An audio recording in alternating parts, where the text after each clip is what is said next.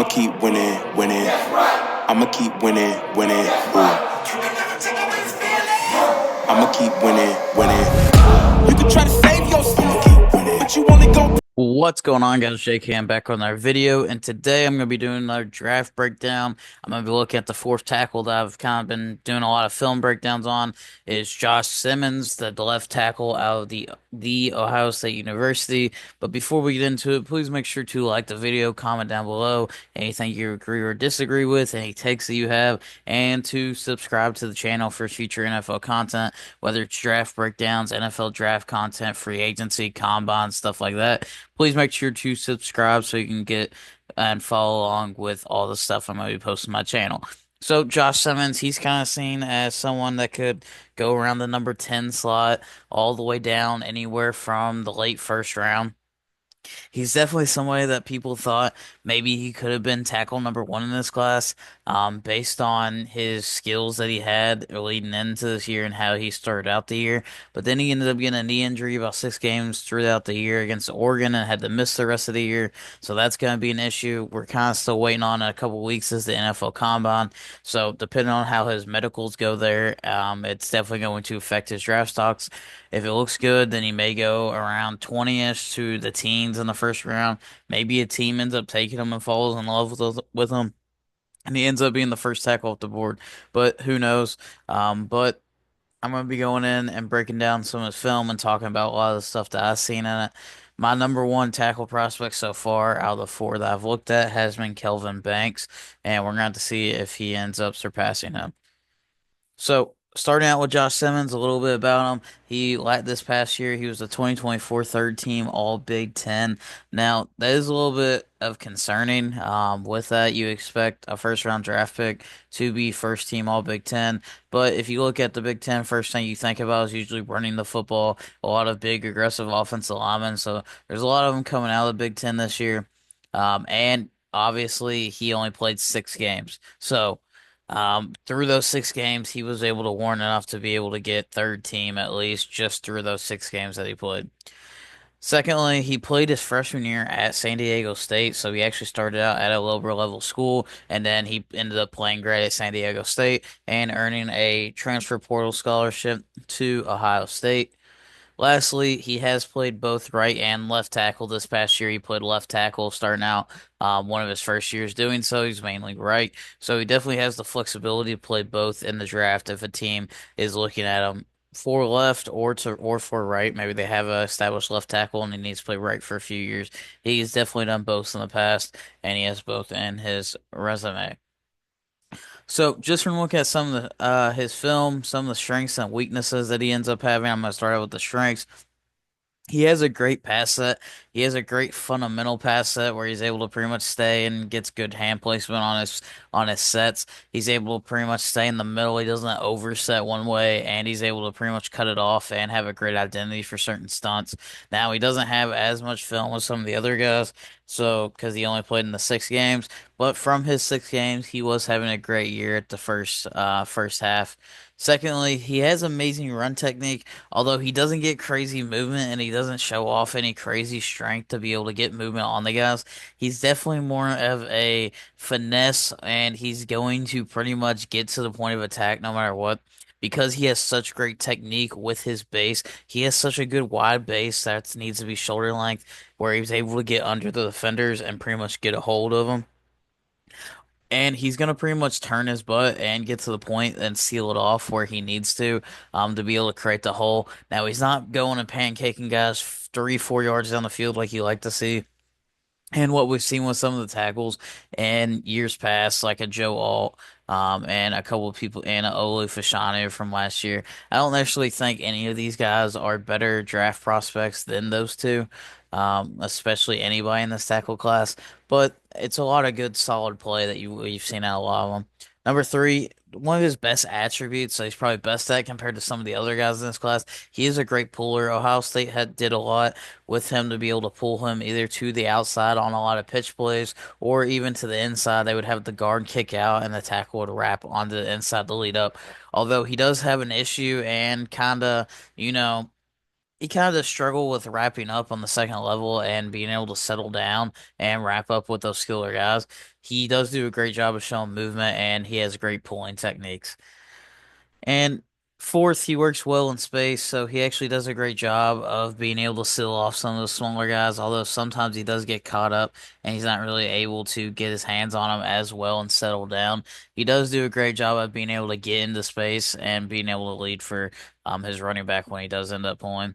Lastly, one of his best features, in my opinion, is his hand placement. A lot of time in his pass bros, he's able to get his hands right where they need to in the center of the chest to the defender to be able to control them.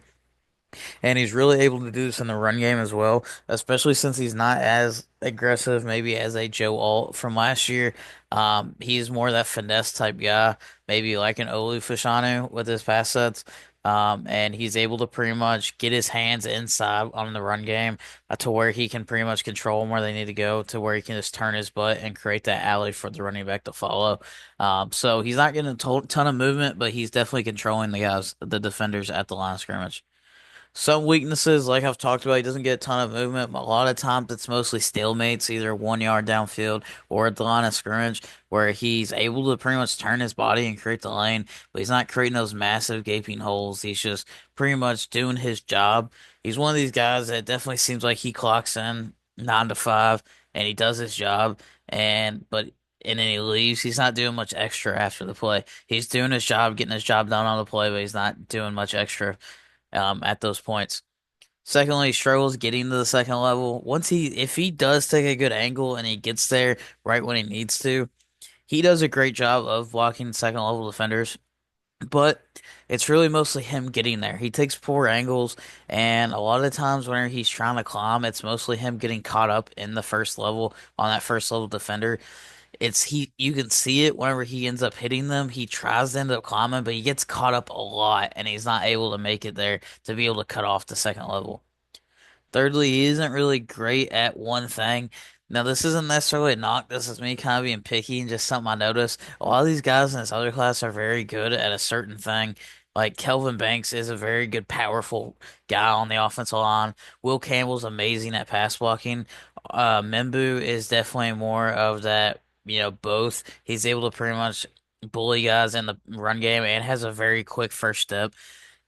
Josh Simmons is more of he's great and decent at everything, but he's not special at one certain thing. He doesn't have a crazy first step. He doesn't really bully guys straight off the ball and be able to show off his power. And he doesn't really have like a crazy pass set. His pass set is definitely his best attribute, and his hands, if I would say one thing, it's his hand placement and his use of his hands in the passing game and especially the running game. But overall, in my opinion, he's not just like special at one thing. He's just a really solid player at everything. He's just, he's going to be one of those great average offensive linemen that ends up being a great starter for a long time, in my opinion. But he's not ever going to be special at that one certain thing unless he ends up developing it. And then lastly, another old nitpicky thing was once he went down in the sixth game of the year against Oregon, his backup, Donovan Jackson, ends up playing just as well as him, if not better. And that's one of the complaints as well as what some people have was, is it just the system at the left tackle in that spot? Is the backup even better than him? That's kind of the thing is you kind of start to question Josh Simmons' ability whenever he goes down and his backup's able to play just as well, if not better than him in many instances. So it's a lot of things that people are starting to nitpick. I've kind of heard it from other people. Me personally, I think it's whatever. I just think that it's Ohio State and they're going to have a ton of great tackles to be able to put in. So that kind of makes sense.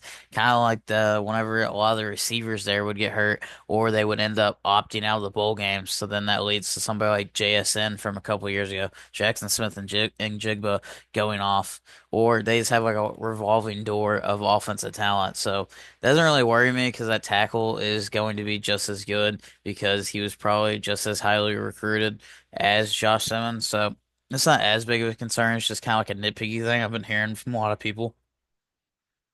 So here we're gonna get into some of his clips here. He's gonna be starting left tackle and all these. Most of these, since he doesn't have a lot of tape, I try to use them from the best team that they played through that year. And since he got hurt late in the Oregon game, I didn't really want to necessarily use a lot of those clips.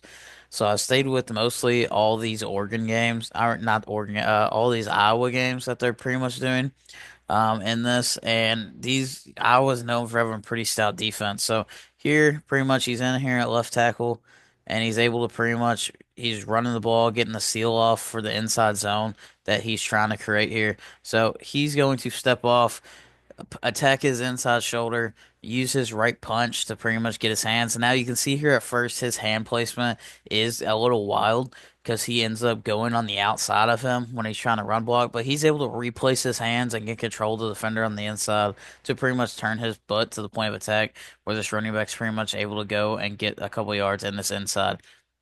So he ends up replacing his hands, getting on the inside, and he's able to turn him. Now, here's another thing too with this play.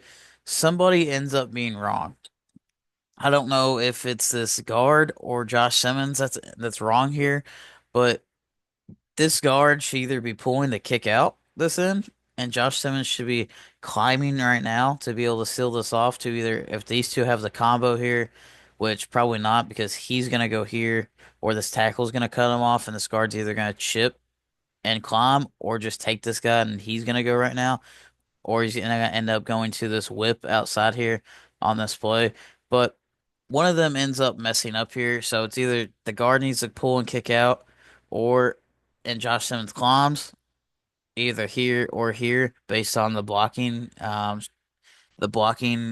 rules that they have, or Josh Simmons either needs to kick him out and this guard needs to pull around here and lead up. So if something ends up messing up here because both of them end up taking the defensive end. I'm not sure who's in the wrong here without knowing what play is called exactly or what their blocking philosophies are. But one of them's definitely wrong here. So if this is on Josh Simmons, this is another thing. But it almost looks like he definitely is committed to this and he should have let up here, right in here. So it looks like it might be more on the guard because he kind of gets trapped up and he's expecting this linebacker or this whip or rover way out here to be playing, but then he kind of comes inside, so it messes with the guard a little bit. So it looks like it might be on the guard's fault, but if it is, Josh Simmons does do a great job of being able to get to his inside and turning him and replacing his hands here to be able to get back to the inside, and the guard just messes up and goes too wide on his pull step because he's expecting the linebacker to be outside. So moving on to the next play, we have a pretty good pass set here by Josh Simmons. He's able to recognize the stunt that I was pulling. A lot of teams in college that I've noticed have ran the stunt. They run that simple X stunt, and a lot of these tackles, Will Campbell did a great job of picking these up. Membu did a great job of picking these up. And a lot of these colleges are running the same stunt, and a lot of these tackles are able to pretty much go and pick it up every single time. So what's going to happen here? Obviously, you have a three-man protection slide this way, and the running back's going to fill up on the backside. This dude is going to be very wide, trying to get Josh Simmons to jump outside on him immediately so that he can overset, and then he comes inside to be able to take it, and then he's going to loop around.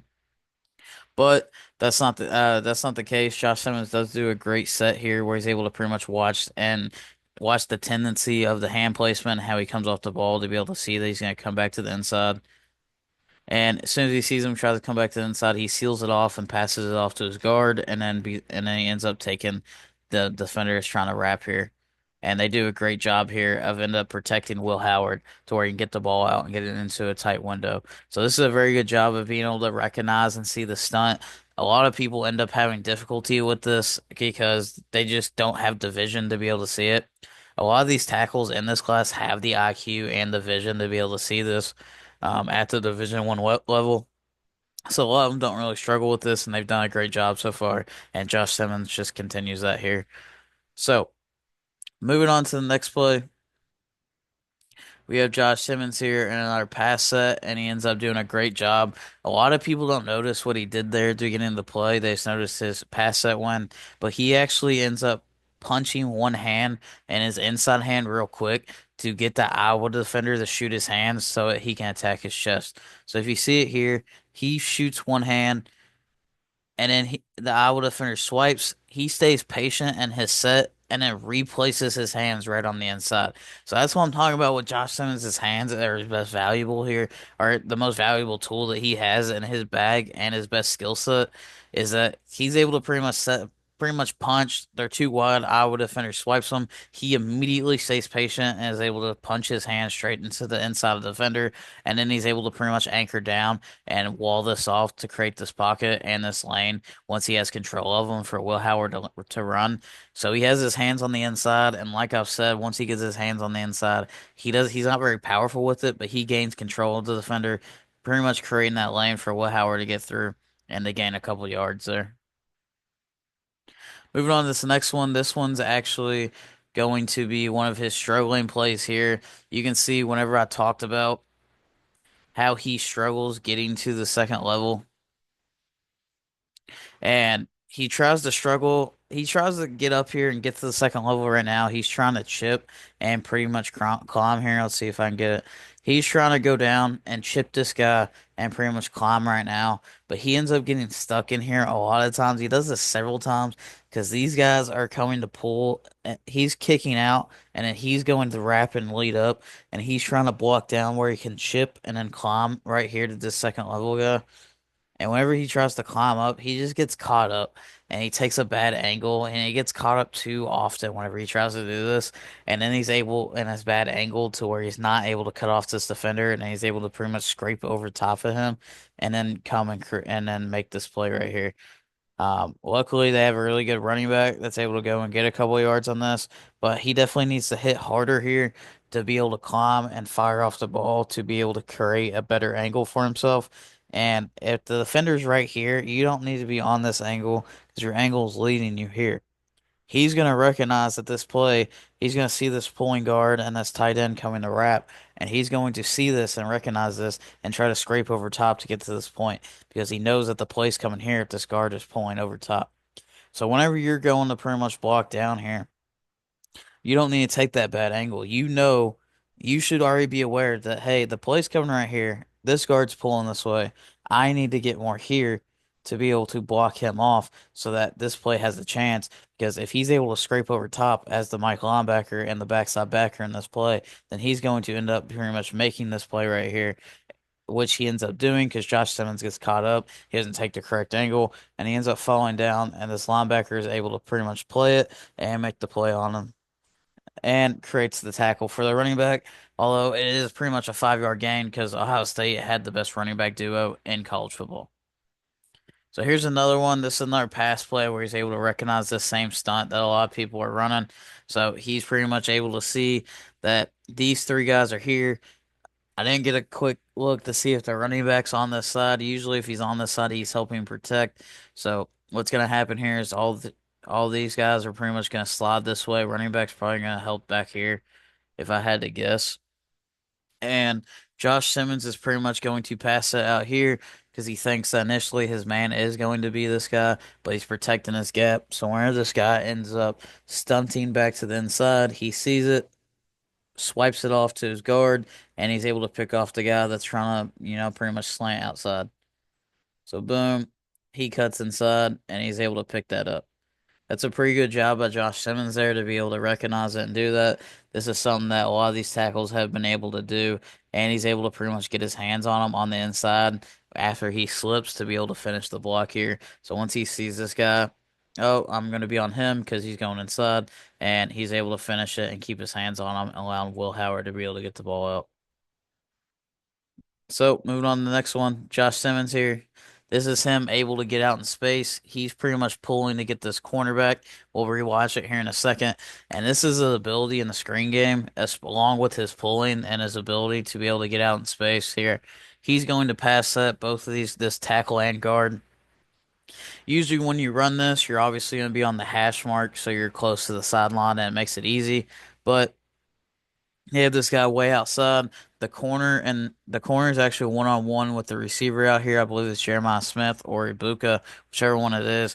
Doesn't really matter. But the guard and tackle here are going to pass that for 1 or 2 seconds to try to sell that to pass, and then they're going to break out. And Josh Simmons is actually going to come straight down the line to be able to go and block this corner right here that's under the scoreboard. This guard's going to leak out and get the most dangerous defender, whether this linebacker makes a great play and comes right here, he's going to pick him up. Or If the safety ends up coming down hard, it's most likely going to be the safety, depending on how this linebacker plays it.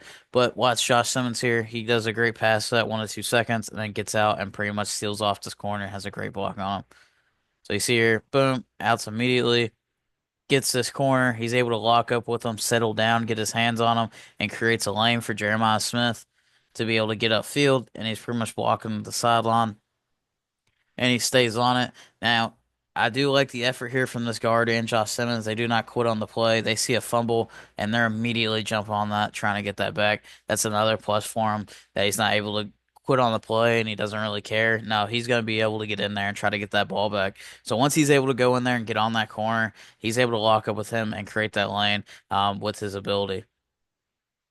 So here's another one of Josh Simmons and his ability to be able to create a lane here. We'll have to see what happens. He's pretty much able to get this hook on this inside guy.